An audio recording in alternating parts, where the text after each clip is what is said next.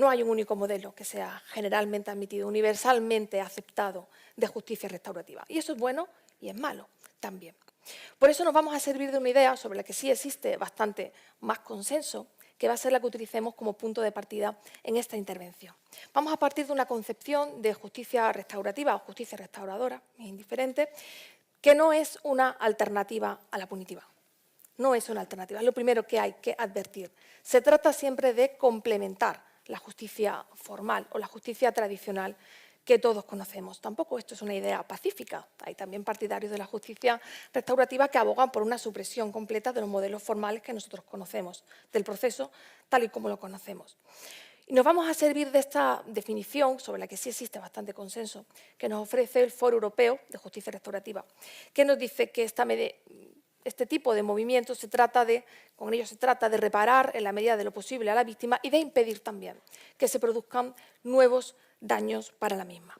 Por supuesto, no pretendo hacer en el tiempo que tengo una exposición de todas las virtudes, que por supuesto las encuentro, de la justicia restaurativa, ni tampoco de esos inconvenientes, que obviamente también los hay, no es un sistema perfecto. Mi prioridad o mi pretensión es, en el tiempo que tengo, tratar de diseñar un análisis general de esta cuestión en nuestro ordenamiento actual. Por lo tanto, ante quienes propugnan ese derecho que es puramente retributivo, es también comprensible que surjan otras ideas, que se vayan abriendo camino, otras ideas que conciben el proceso penal como algo más allá de ser el mero cauce para imponer la sanción más dura posible, el castigo más severo.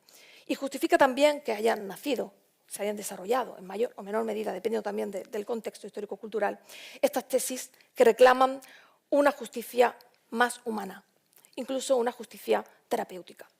Creemos que esta es una de las explicaciones sociológicas o incluso sociojurídicas al desarrollo de estas otras tesis, porque realmente ante esa acción nos encontramos con esta otra reacción.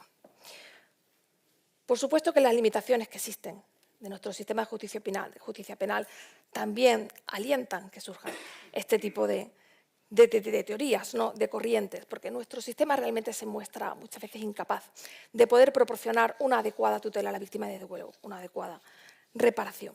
En el marco del proceso penal de menores, que es el que hoy nos ocupa, esta evolución se ve de una manera muy clara.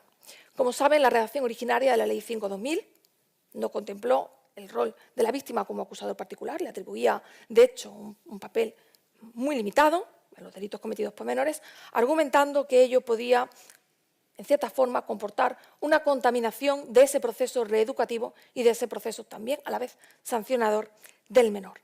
El monopolio de la acción penal, se atribuía al Ministerio Fiscal en aquel momento. Años más tarde, no tengo que explicarles por qué, porque lo saben, en el año 2003, a resultas de la comisión de ciertos delitos especialmente crueles, especialmente cruentos, el caso paradigmático es el caso de Sandra Palo, ¿no?, se dio entrada a la acusación particular en el proceso penal de menores. Ya la víctima de estos delitos cometidos por menores podía ya ser parte acusadora, digamos, de pleno derecho en este proceso penal de menores. ¿Y qué supone esto? ¿Qué supuso para la víctima? Pues la plasmación de una orientación, a mi juicio, restaurativa, una orientación restauradora.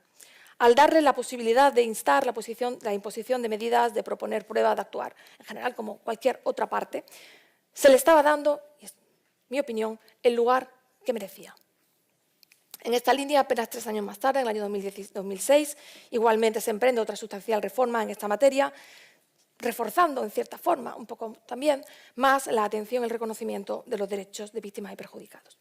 Estos cambios se apreciaron también en lo que se refiere a la responsabilidad civil, derivada del delito, se diseña de una forma más proclive también a la víctima, se le elimina esa carga de tener que probar la culpabilidad del responsable civil, se diseña como un régimen de responsabilidad civil cuasi objetiva y en definitiva se la defiende un poco más de la frecuentísima insolvencia de estos menores. Y eso también es justicia restaurativa, tratar de reparar a la víctima los efectos del delito padecido, que se puede conseguir de muchas maneras, por supuesto. Yo tengo la convicción de que las víctimas que acuden a un proceso formal, que acuden a los juzgados y a los que presentan su denuncia y su querella, quieren algo más que cobrar. De hecho, a veces no quieren ni cobrar.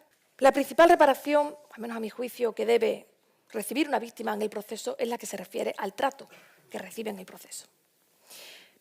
Esa es una actuación y una actitud verdaderamente restauradora.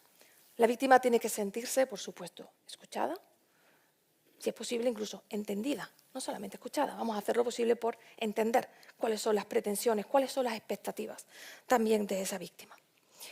Se trata también de que se sienta acompañada, por supuesto. Y en esta senda también tenemos que admitir que en los últimos años pues, se ha evolucionado de una forma también muy significativa. En el ámbito concreto del proceso penal de menores, por supuesto, el enfoque tiene que ser distinto. Por fuerza, ya lo hemos visto, tiene que ser diferente. Hablamos de menores sobre cuyo interés radica todo ese proceso penal, se asienta ese proceso penal. Van a ser objeto de medidas, no van a ser objeto de penas, por mucho que su naturaleza también sea, aparte de educativa, también sancionadora. Es evidente que la cuestión se tiene que abordar desde una óptica bien diferente a la que empleamos en un proceso penal de adultos.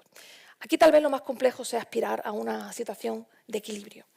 Entre los intereses legítimos de la víctima, por supuesto, están, y los tenemos que reconocer, sus expectativas, que también son legítimas, no son vindicativas, son de otro género, y la necesidad de proteger al menor con sus especiales características, con sus especiales necesidades, salvaguardando siempre su proceso de resocialización y de reeducación. Precisamente por eso, estas vías más restauradoras, como podrían ser la mediación o la conciliación, responden muy bien a lo que se espera de un proceso de estas características. Y por eso están mucho más desarrolladas en la jurisdicción de menores que en la de adultos. Obviamente, a través de esta mediación se persigue alcanzar soluciones reparadoras para la víctima en un sentido, como decíamos antes, amplio de reparación, no una reparación estrictamente económica. Es uno de los retos que considero que existen en la aplicación de este tipo de ideas al ámbito de menores concreto, es que garantizar que no exista, que para mí es algo difícil en algunos delitos, que no exista un verdadero desequilibrio entre las partes, para que se pueda verificar realmente esa voluntariedad a la hora de someterse a este tipo de problemas. ¿Cuándo no está tan claro que exista equilibrio entre las partes? Yo creo que en los casos en que agresor y víctima, o infractor y víctima, son ambos menores de edad. En estos casos es complicado muchas veces que no haya presiones o intimidaciones que puedan anular la voluntad del menor de someterse libremente.